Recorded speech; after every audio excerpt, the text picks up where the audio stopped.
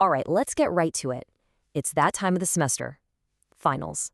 And for many of you, your entire grade for the course is hanging in the balance. So today, we are going to break down the strategy you need to not just survive, but to actually master your law school exams. So I need you to pay close attention. Let's be perfectly crystal clear about this. For most of your courses, the final exam, it's everything.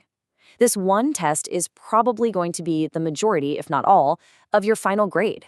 There are no do-overs. There are no extra credit projects.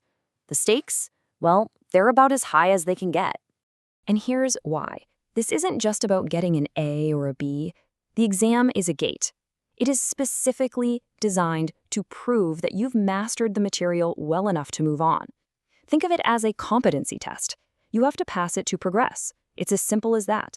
So step one is to really, truly appreciate the gravity of the situation. Acknowledging this pressure isn't about making you anxious. It's about getting you focused. It's about generating that urgency you need to perform. I see this every single year. Students who think they can somehow cram an entire semester of really complex legal doctrine into a few frantic, caffeine-fueled nights. Let me be unequivocal. You cannot wait. Your preparation doesn't start during the reading period. It has to start now. Look, success on these exams isn't about luck. It's about strategy, and it's about disciplined execution. So let's build your plan. Think of these as your operational orders for the weeks ahead. Okay, let's get into the nuts and bolts. These 4 points right here, they're non-negotiable. First, you've got to map out your time with a weekly study plan. Second, use spaced repetition to really burn the rules into your memory. I'm not talking about just reading them. I mean actively recalling them. Third, you need to draft clean, concise rule statements that you can just deploy on the exam without even thinking. And fourth, and this is probably the most crucial one, constant, consistent practice with both multiple choice and essay questions. And you can't practice in a vacuum. If your professor or maybe a TA offers to review a practice essay, you take that opportunity. You have to. Feedback is absolute gold. It is the fastest way to find your blind spots and correct your course before the big day. Now, I want you to pay close attention to the progression here. You start your practice untimed with all your notes open. The goal here is just to build confidence, to figure out how to structure an answer. But you cannot stay there. You have to progressively move toward timed, closed note conditions. You've got to simulate the real pressure of game day. It's crawl, then walk, then run.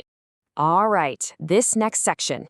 This contains what is maybe the single most important lesson for exam success. So many students miss this, and it costs them dearly. You need to burn this into your brain. Knowing the rule is just the price of admission. It gets you in the door, but it is not what wins you the points. Your grade lives and dies in the A of IRAC, the analysis. That is where you apply the rule to the specific, messy facts of the prompt. It's where you finally demonstrate that you can think like a lawyer. And this is exactly what strong analysis looks like when I'm grading. I'm looking for focus. Are you tying every single rule directly to a fact? I'm looking for relevance. Are you avoiding those rabbit trails on issues that aren't even there? You've got to be precise, answering the exact question I asked. And finally, be efficient. Every word has to serve a purpose. Anything else is just wasted time and wasted ink. Okay, so the academic strategy is one thing, but surviving finals week, that requires something more. It requires a kind of psychological resilience. So let's talk about how to build that mental armor. To be ready for the exam room, you have to train in an environment that actually mimics it. And that means no notes, no music, no phone, no security blankets. Make your practice sessions feel like the real thing. That way, when you walk into that exam, the environment feels familiar, not foreign and scary. Your mindset is a strategic asset. You know, when you tackle a practice essay and it just doesn't go well, you have a choice. You can see it as a failure, or you can see it as a lesson. You've got to adopt a win or learn mentality. Every mistake you make in practice is a mistake you won't make on the final. Now, let's be realistic for a second. There will be moments when you feel completely exhausted, totally frustrated, and just plain burnt out. It's inevitable. It is part of this process. My advice: acknowledge that feeling and then push through it anyway. Discipline is what separates the people who succeed from those who just try. And in those moments of doubt, I want you to remember this. You fought to get here. You chose this path. The pressure you're feeling right now is a symptom of your ambition. It's a privilege, really. This is a great problem to have. So there you have it, the battle plan, the strategy for success. The knowledge is now yours. The only question that remains is the one right there on your screen. You have the strategy. The real question is, how will you execute?